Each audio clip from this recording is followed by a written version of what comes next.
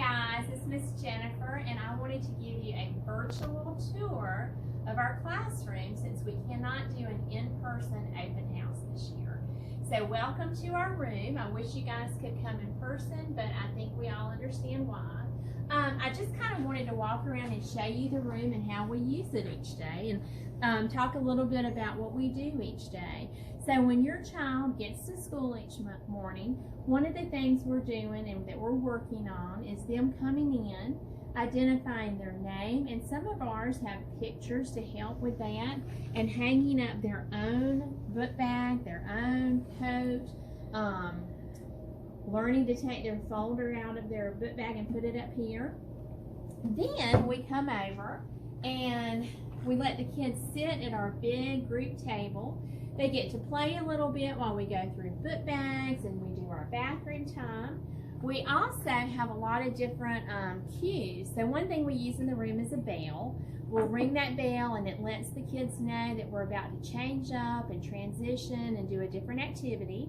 So after that, we come over to our big circle time. We do use a lot of picture symbols in here, and we show the activities for the day as we're going through them and change these out. We start with circle, move to centers, and then we come back to circle. So all of our activities usually last around 15 minutes. One of the neat things we do every morning at circle, we have our sign in. So we've got our hand over here. This is where we start. Sometimes we sign in if we're a boy and a girl. Sometimes we do our sign in on the big board, and maybe we're working on positional concepts and doing under or over. We also have a helper chart that we work on each morning. So we let the students take turns watering the plant, feeding the fish, and we talk about who is going to be first in line. Usually when we come back for our second circle later in the day, we work on our calendar. We have a nursery rhyme time where we're trying to get the kids to repeat those words verbally and work on those rhyming skills. And we also have our book, our unit that we're working on. The unit that we just are finishing up is the Kissing Hand. And by the time we have our open house, we'll be doing There Was an Old Lady Who Wasn't Afraid of Anything. And then this fall we have two more units. We have got the Big Red Barn and the Gingerbread Man that we'll be doing all before Christmas time. So after we finish our initial circle, that's when we go to centers. And so we have several different centers. We do use these partitions a lot to block off areas because we usually only open up 2 centers per day, trying to encourage them to do, sometimes, you know, they may not love puzzles. Maybe they want to go to the kitchen center every day. But we do have one day when we do puzzles, we do blocks, kitchen, the book center, lots of fun things. So we kind of open those up on different days. We use a lot of visuals. We have a piece of blue tape on the floor, and this is kind of a reminder that during that center, we have to stay in the center area. We can't just wander all over the room. This is one of our work tables, and I use some different picture symbols to talk about what we'll be doing at the table that day. Maybe it's a 1-step direction, maybe it's 2 steps, or maybe it's a 3-step task. And so we use these picture symbols to help the kids follow those directions. We have our big cardboard partition.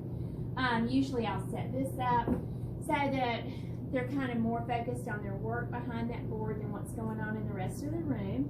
And I try to work with everybody one-on-one at that time. I feel like especially at this age, that one-on-one is a big help. And then if you follow me around the rest of the room, we've got our book center. Sometimes we're painting. We have our painting easel. And then one thing that we do closer to the end of the day is snack time. And so a lot of times, this is when we're asking the kids to make choices. Some of the children can use the actual snacks, the actual objects, and we're getting them to point to what they want that day. Maybe we're going to up that a little bit and use pictures instead of the actual objects. And hopefully we're building into them using 3 and 4 word phrases and verbally expressing what they want to eat that day. We also have the picture symbol for more over here. If the student is not verbal, we're using some of that. And if we walk out this way, I can show you some of their beautiful artwork that we have. We put this in the hallway so everybody can see it, and I hate you guys are missing it, but it will be coming home soon. And so here's just a quick view of all the beautiful artwork that we've got hanging up that they've been working on. But that really concludes your tour.